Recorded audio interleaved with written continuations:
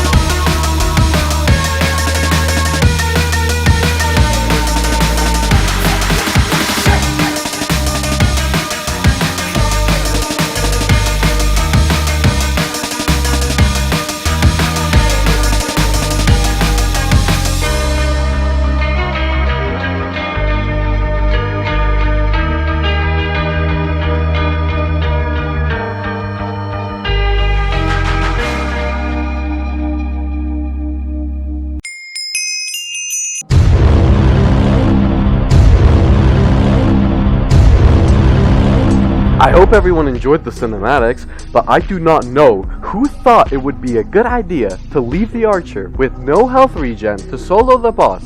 You know, it would be fine the first time. Oh, okay, 2 times, it's fine, I can manage 2 times. Oh wait, 4 times? I guess that's manageable, but 16 fucking times, man! Genuinely, the absolute brain damage in these raids was beyond me. Like, who is this bad at the game that you leave the archer to solo the boss?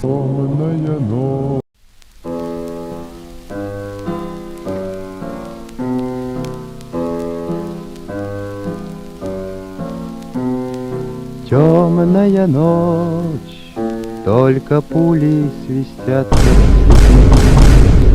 только ветер гудит в проводах.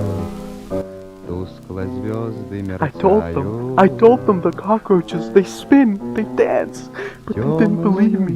They put me in a rubber room. They think I'm crazy. Please, you guys need to help. Please tell everyone that the cockroaches, they spin. They spin. All of them spin. The cockroaches, they're real. Look, I'll admit, I'm not the best WynnCraft player. I'm not the best archer player even. But there's a big difference between dying a few times in raids and dying every single time in a raid and throwing every raid. Like, y'all don't understand how difficult it is to get enough people for guild raids, let alone for them to be high off their own shit to die every raid. Like, we kept dying. Again. And again. And again. And again. Like, I can't carry every raid. Like, I did a few, but I'm not doing all of them, man. If you're doing Nest of the Groot Slang, please get a good build, if you're P-findering at least. Don't let your teammates carry you just because you are a horrid player.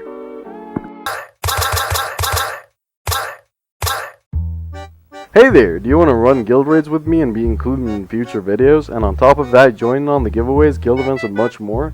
Well, I have my own guild in WynnCraft called SSRM. I'll leave the Discord invite link down in the description. We're an inviting guild to all sorts of players, so if you're interested, come along and join us.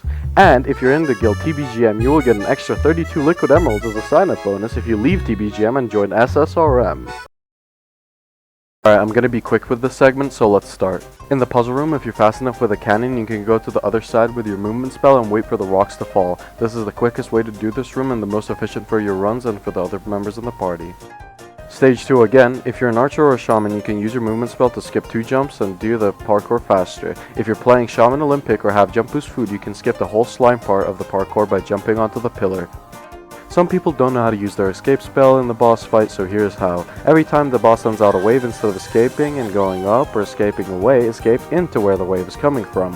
When a green circle forms around you, instead of waiting around for the boss to jump on you and heal himself, use your movement spell at the last second to avoid the whole interaction and stun him for a small period of time. Alright, I know all of you have been waiting to see the loot, or you just skipped to this part of the video. Either way, here's everything I got from doing 100 Nest of the Groot Slang raids. First, the liquid emeralds. I got a total of 344 or 5.38 stacks of liquid emeralds.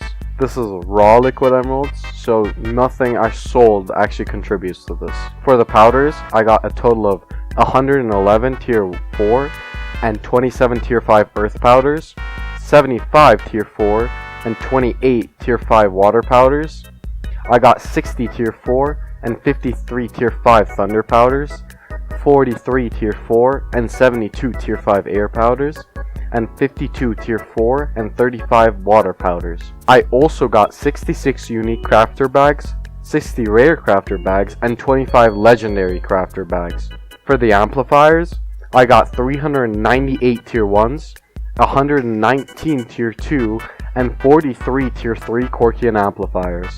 So, I did get a lot of fabled items, and I rolled them all just so I could tell you the value of the items. So, I got a total of 10 charms, and 3 of them being over 75% rolled. I got 41 fabled necklaces, 6 of them being over 75% rolled. I got 33 rings, with 5 of them being over 75% rolled. And I got 34 bracelets, with 1 of them being over 75% rolled.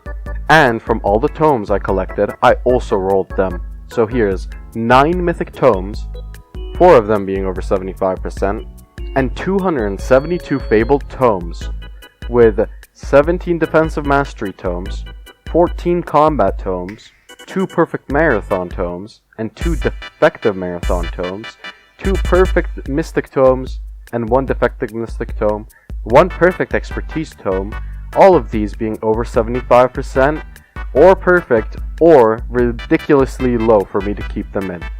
I also got 18 mythic aspects.